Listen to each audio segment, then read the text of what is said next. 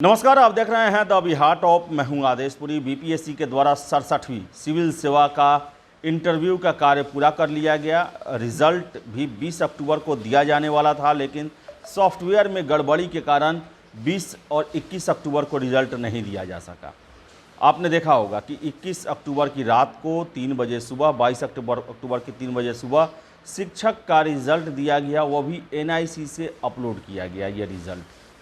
यानी कि बीपीएससी के सॉफ्टवेयर में प्रॉब्लम है, जिसके कारण कोई भी रिज़ल्ट अपलोड नहीं हो पा रहा है। और यही कारण रहा कि 67वीं सिविल सेवा के रिज़ल्ट घोषित नहीं किए जा सके और छुट्टी शुरू हो गया, जिसके कारण अध्यक्ष महोदय का ट्वीट भी आया कि हम मंथ के अंत तक, यानी कि 25 के बाद, जब ऑफिस 25 को खुलेगा, 25 के बाद 67वीं के रिज़ल्ट हम देने की कोशिश करेंगे। तो संभावना बन रही है कि 25 से लेकर 30 के बीच में ऑफिस खुलेगा, तब लेटेस्ट अपडेट मिल सकेगा कि किस तारीख को 67वीं के रिज़ल्ट जारी किए जाएंगे। लेकिन आपको हम बता दें कि छात्रों का एक मांग है, जो कि आयोग के अध्यक्ष से है, बीपीएससी से है, और ये काफ़ी पुरानी मांग भी है। और देखा जाए तो आयोग के द्वारा सिविल सेवा से संबंधित छात्रों के सभी मांग स्वीकार किए गए, सकारात्मक पहल किया गया और सभी मांग स्वीकार किए गए। और यही कारण है कि सिविल सेवा के कैंडिडेट आयोग के कार्यप्रणाली से काफ़ी संतुष्ट हैं, खुश हैं, विश्वास कर रहे हैं। एक मांग है उनका, और कई छात्रों ने हमें फ़ोन किया कि 67वीं का जब फाइनल रिजल्ट घोषित हो तो उसके साथ साथ वेटिंग लिस्ट भी घोषित हो। और आपको बता दें कि वेटिंग लिस्ट की मांग जो है बीपीएससी में काफी लंबे समय से रही है। परफेक्शन IAS सिविल सेवा, बीपीएससी, यूपीएससी परीक्षा के लिए एकमात्र समर्पित और रिजल्ट ओरिएंटेड संस्थान, बेहतर सफलता के लिए केंद्रित। Perfection IAS foundation course Hindi और इंग्लिश माध्यम में विश्वसनीय गाइडेंस के साथ सुनिश्चित की जाती है। 64वीं, 65वीं, 66वीं बीपीएससी परीक्षाओं में सबसे ज्यादा 160, 69, 131 क्रमशः रिजल्ट देने वाली संस्थान perfection IAS, Kumar tower, boring road, Patna. और सरकार के द्वारा बताएं आपको हम कि पिछले साल ही विधानसभा में ये कहा गया कि हम वेटिंग लिस्ट जारी नहीं कर सकते हैं। और आपको याद भी होगा कि 64वीं रिजल्ट आने के बाद से बहुत सारे कैंडिडेट ने वेटिंग लिस्ट को लेकर काफ़ी प्रयास किया। राष्ट्रीय पिछड़ा वर्ग आयोग में उनके द्वारा एप्लीकेशन दिया गया और उसे स्वीकार भी किया गया। और बीपीएससी के अधिकारियों से राष्ट्रीय पिछड़ा वर्ग के आयोग के अध्यक्ष ने बुलाकर बात भी किया। पटना में मैं बता दूं कि राजकीय अतिथिशाला में एक बैठक थी, जिसमें बीपीएससी के और सरकार के अधिकारियों को बुलाया गया था। उसमें भगवान लाल सहनी जो हैं वो राष्ट्रीय पिछड़ा वर्ग के राष्ट्रीय अध्यक्ष हुआ करते थे, और उनके द्वारा ये प्रश्न किया गया और सरकार के द्वारा भी अपना पक्ष रखा गया, लेकिन अंततः वेटिंग लिस्ट जारी नहीं हो सका था।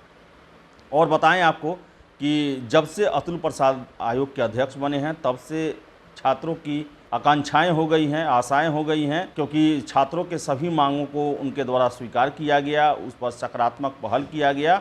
और छात्रों की यही मांग है कि कम से कम 100 जो है या 50-60 भी कम से कम वेटिंग लिस्ट जारी किया जाए, क्योंकि हर एक बार सिविल सेवा का परीक्षा होता है तो उसमें बहुत सारे छात्र जो हैं चयनित होने के बावजूद भी ज्वाइन नहीं करते हैं। कारण इसका सबसे बड़ा कारण होता है कि पहले से ही वो जॉब में होते हैं, उनका मनचाहा पद नहीं मिल पाता है, जिसके कारण वो अपने पहले के जॉब को ही कंटिन्यू करते हैं, नए वाले जॉब को ज्वाइन नहीं करते हैं।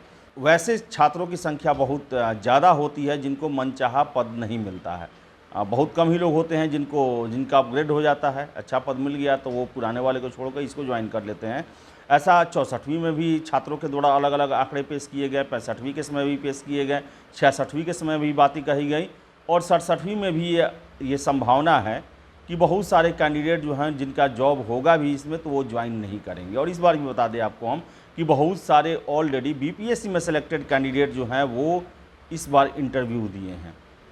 ऐसे में बहुत सारे सीटों पर बहाली या ज्वाइनिंग कहें तो हो पाना संभव नहीं है। तो ऐसे में छात्रों का कहना है कि अतुल प्रसाद जी आयोग के अध्यक्ष हैं, अभी तक उन्होंने सारे फैसले छात्रों के हित में लिए हैं। सारे फैसले छात्रों की जो बहुत पहले से मांग रही है उसको ध्यान में रखते हुए लिया गया है उनके द्वारा।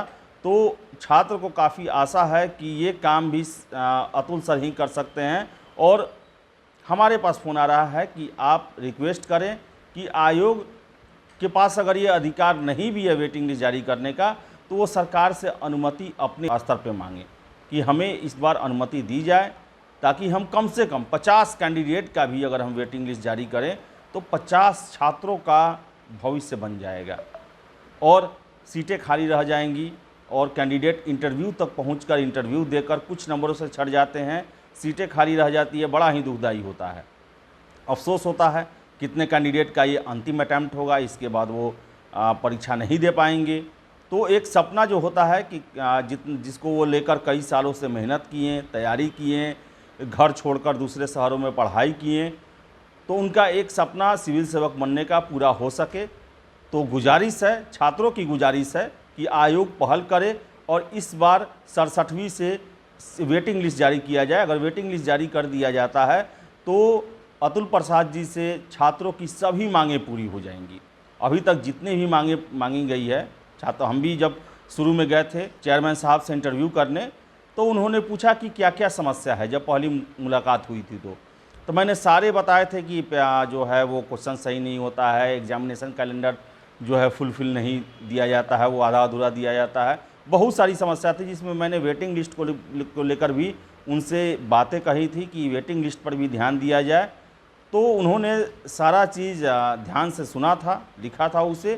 तो बताएं कि सारे लगभग मांग जो हैं, और इसके साथ साथ छात्र नेता लोग भी भेंट किए, छात्रों का प्रतिनिधिमंडल भी आयोग के अध्यक्ष से कई बार मुलाकात किया है अपनी अपनी अलग अलग मांगों को लेकर, और ज़्यादातर मांगों में देखा गया है कि सकारात्मक पहल आयोग के द्वारा किया गया है। तो गुजारिश है छात्रों की तरफ से ही, छात्रों की ही मांग है, 67वीं दिए हुए इंटरव्यू दिए हुए कैंडिडेट्स की ही मांग है कि वेटिंग लिस्ट इस बार 67वीं में जारी किया जाए, जिससे ज़्यादा से ज़्यादा छात्रों को नौकरी और बिहार की सेवा में, सिविल सेवा में शामिल होने का मौका मिल सके। तो आशा करेंगे कि इस पर ज़रूर कोई पहल किया जाएगा और वेटिंग लिस्ट 67वीं से हो सके शुरुआत किया जाए।